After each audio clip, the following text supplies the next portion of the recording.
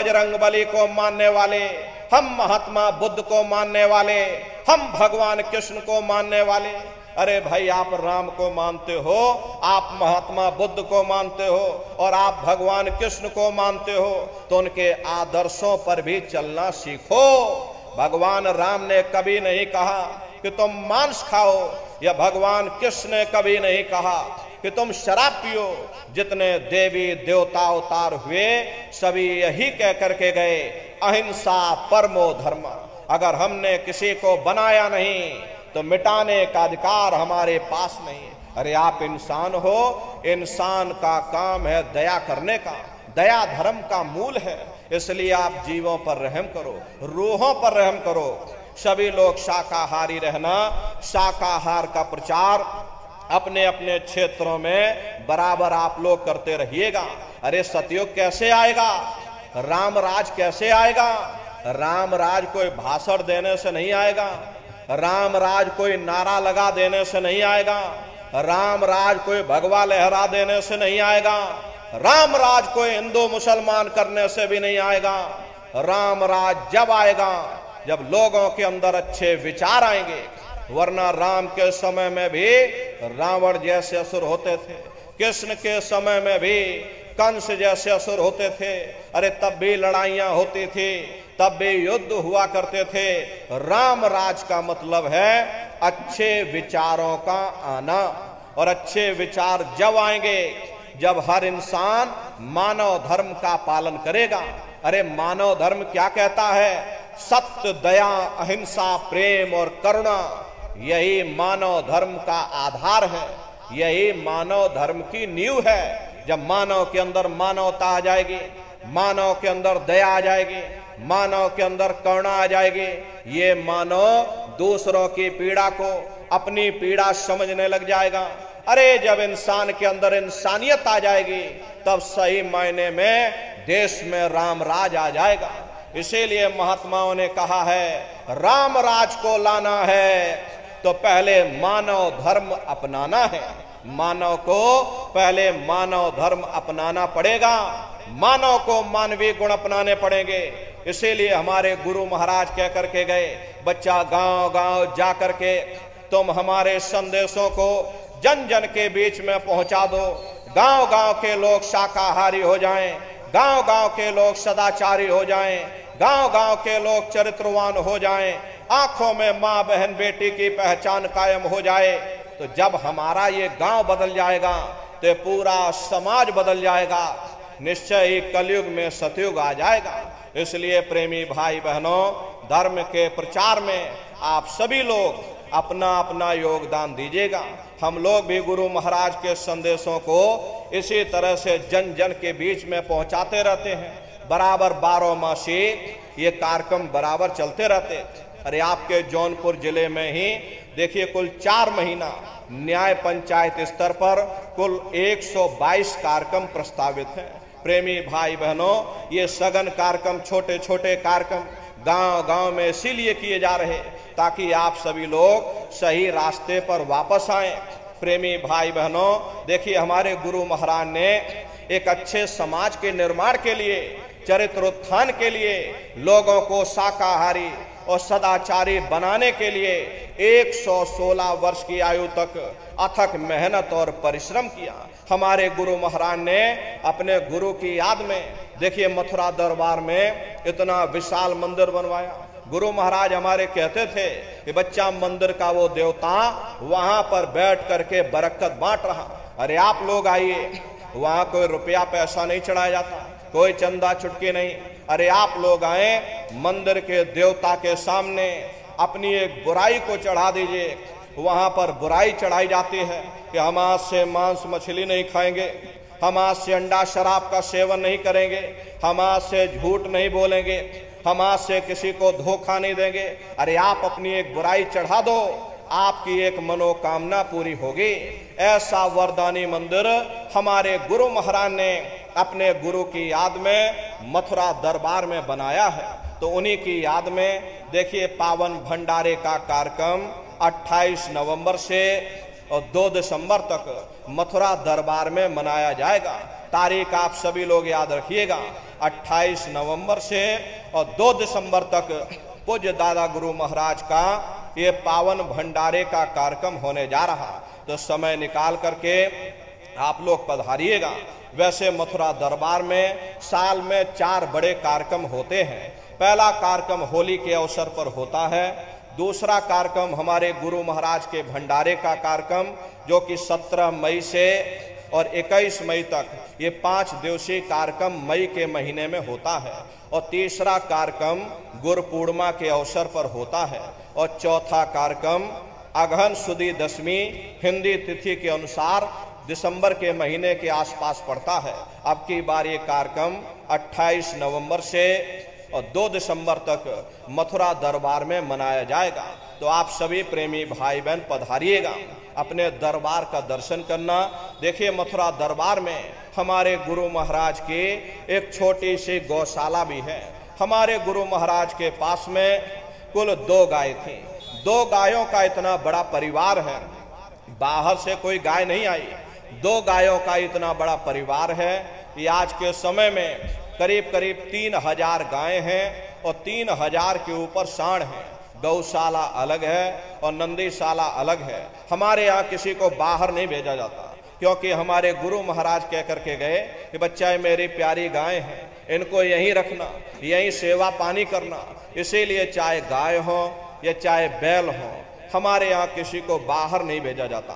गायों के लिए अलग से गौशाला है और सांडों के लिए अलग से नंदीशाला बनी है। उसी के बगल में अपना एक बहुत बड़ा कॉलेज है, जिसमें 2,500 से 3,000 बच्चे निःशुल्क विद्यादान करते हैं। कॉपी किताब पढ़ाई लिखाई भोजन पानी बिल्कुल निःशुल्क है। उसी के बगल में अपना एक बहुत बड़ा अस्पताल है। प्रेमी भाई बहनों, वो गुरु महाराज की कर्म भूमि है और हमारे गुरु महाराज की जन्म भूमि, जहां पर हमारे गुरु महाराज का जन्म हुआ, जिला इटावा ग्राम खितौरा में पड़ता है। जैसा भव्य मंदिर मथुरा दरबार में बना हुआ, उसी तरह से भव्य मंदिर गुरु महाराज की जन्मभूमि पर बन करके तैयार हो चुका। तो प्रेमी भाई बहनों, समय निकाल करके दरबार में आप लोग पधारिएगा। अपने अपने बच्चों को भी साथ में ले करके आइएगा। हम लोग ये सोचने लगते हैं अरे बच्चों को क्या करेंगे ले जाकर, ये बच्चे छोटे हैं, इनको घर में रहने दो, इनको पढ़ाई लिखाई करने दो। अरे पढ़ाई लिखाई जरूरी है, हम आपकी बात मानते हैं। ये आज के समय में शिक्षा बहुत जरूरी है, लेकिन प्रेमी भाई बहनों, शिक्षा के साथ साथ अच्छे संस्कार भी जरूरी है। और संस्कार कोई MA BA की डिग्री कर लेने से नहीं पड़ जाते। अगर MA BA की डिग्री कर लेने से ही इन बच्चों के अंदर संस्कार पड़ गए होते तो हिंदुस्तान में इतने वृद्धाश्रम न खोले जाते। अरे संस्कार पढ़ेंगे महात्माओं के वचनों से, संस्कार पढ़ेंगे सत्संग के माध्यम से। ये बच्चे देश के भविष्य हैं। इन बच्चों के अंदर अच्छी शिक्षा के साथ साथ अच्छे संस्कार डालना ये समय की बहुत बड़ी मांग है। अरे आज के समय में बच्चों के अंदर संस्कारों की कमी देखी जा रही, वरना पहले के समय में अकेले माँ बाप अपने 4-4 बच्चों को पाल लेते थे, लेकिन आज के समय में वही 4-4 बच्चे, वही MA BA और डिग्री और डिप्लोमा किए हुए बच्चे अपने माँ बाप को रोटी नहीं खिला पा रहे। शादी हो जाती है, घर परिवार बांट करके रख दिया, जमीन जायदाद बांट करके रख दी, चूल्हा चौका बांट करके रख दिया, यहाँ तक कि बेचारे बूढ़े माँ बाप को भी बांट करके रख दिया कि 10 दिन तुम हमारे घर छोड़ दो और 10 दिन बाद ले जाओ अपने घर रोटी खिलाओ। अरे ये सब क्या है? ये संस्कारों की कमी है। ऐ माताओं बहनों, ये बच्चे तुम्हारी धरोहर हैं, ये बच्चे तुम्हारे जीवन की पूंजी हैं। अरे अपनी पूंजी को संभाल करके रखिएगा। इन बच्चों को आप बचपन से तैयार करो, इनको अच्छी शिक्षा देना, इनको अच्छे संस्कार देना, इनको शाकाहारी बनाना, इनको सदाचारी बनाना, इनको चरित्रवान बनाना। अरे इनको भी तुम राम और कृष्ण बना दो। यही बच्चे बड़े हो करके अपने माँ बाप का नाम रोशन करेंगे, घर और समाज का नाम रोशन करेंगे। इसलिए प्रेमी भाई बहनों, अपने अपने बच्चों के साथ इष्ट मिष्ट परिवार वालों के साथ आप सभी प्रेमी भाई बहन भंडारे के कार्यक्रम में सब परिवार सादर आमंत्रित हैं। आप लोग पधारिएगा। सुमरन, ध्यान और भजन बराबर आप लोग करते रहना। इतना जान लो प्रेमी भाई बहनों, ये रास्ता बिल्कुल सच्चा है। आप करोगे, आपको अनुभव होगा, दिखाई भी पड़ेगा, सुनाई भी पड़ेगा। अरे तुम्हारा लोक भी बन जाएगा और तुम्हारा परलोक भी बन जाएगा। इसी के साथ अब हम अपनी वाणी को विराम देते हैं। ऐसे विषम परिस्थितियों में आप सभी लोग समय निकाल करके यहाँ पर पधारे हो। प्रेमी भाई बहनों, आपको बहुत बहुत साधुवाद है। आपका जीवन मंगलमय हो, यही कामना करते हुए हम अपनी वाणी को विराम देते हैं। अभी समापन हो जाने के बाद में देखो प्रेमी भाई बहनों, हमारी आपसे प्रार्थना है, अभी कार्यक्रम का जब समापन हो जाएगा हम नीचे उतरेंगे, बारी बारी से आप लोगों से मिल भी लेंगे, लेकिन आप लोग धक्का मुक्की मत करिएगा, आराम आराम से आइएगा। सबसे पहले माताएं बहनें आएंगी, उसके बाद भाई लोग आएंगे, लेकिन माताओं बहनों से हमारी प्रार्थना है, देखिए आप लोगों के बीच में ये भीड़ भाड़ का समय है, तरह तरह के लोग यहाँ पर आते रहते हैं, इसलिए हमारी आपसे प्रार्थना है कि आपने अपने गले में कोई सोने की चैन वैन डाल रखी है या मंगल सूत्र है तो उसे आप जरा सुरक्षित रखिएगा, क्योंकि ये भीड़ भाड़ का समय है। आपका नुकसान हो तो प्रेमी भाई बहनों, इससे आपको भी तकलीफ होगी, हमको भी तकलीफ होगी। इसलिए हमारी आपसे प्रार्थना है, अभी से आपको आगाह कर रहे हैं कि आप लोग अपने गले की सुरक्षा स्वयं करिएगा। सर को पूरा ढक करके आप लोग आइएगा, लाइन लगा करके आइएगा। कोई किसी के सर पर हाथ नहीं रखेगा, कंधे पर हाथ नहीं रखेंगे, या भीड़ भाड़ जब कम हो जाए तब पीछे से आप लोग आ जाना। कोई जल्दबाजी नहीं है, हम सबसे मिल करके ही जाएंगे, इसलिए कोई जल्दबाजी नहीं, कोई धक्का मुक्की नहीं। भीड़ भाड़ जब कम हो जाए तब आप लोग आ जाइएगा, लेकिन बचाव अपना रखिएगा। प्रेमी भाई बहनों, इसी के साथ अब हम अपनी वाणी को विराम देते हैं। आप लोगों ने अपना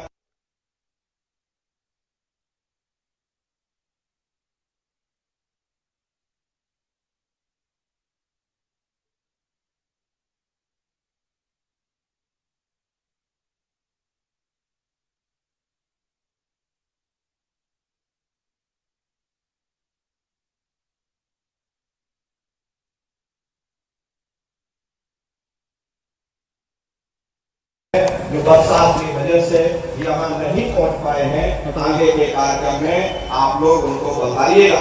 प्रेमी बहनों, उनको संदेश दीजिएगा। प्रेमी भाई बहनों, ये परमार्थी काम है, इस सेवा को आप सभी लोग करिएगा। आप सभी प्रेमियों को बहुत बहुत साधुवाद, सबका जीवन मंगलमय हो। बोलो जय गुरुदेव। आप सभी लोग खड़े हो जाइए, सभी लोग खड़े होकर के आप सभी लोग मालिक के पावन नाम का सभी प्रेमी भाई बहन प्रेम से उच्चारण करिएगा। बोलो जय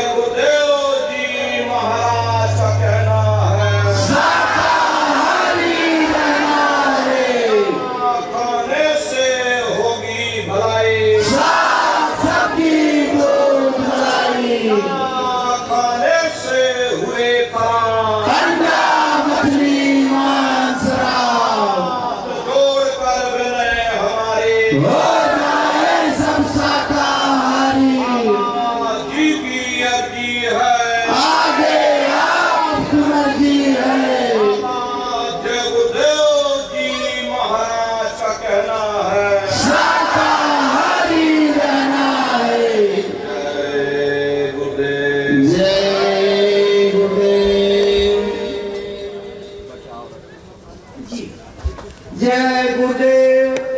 प्रेमी भाई बहनों, अब पूज्य महाराज जी आप सब लोगों से मिलने के लिए मंच के नीचे आ रहे हैं।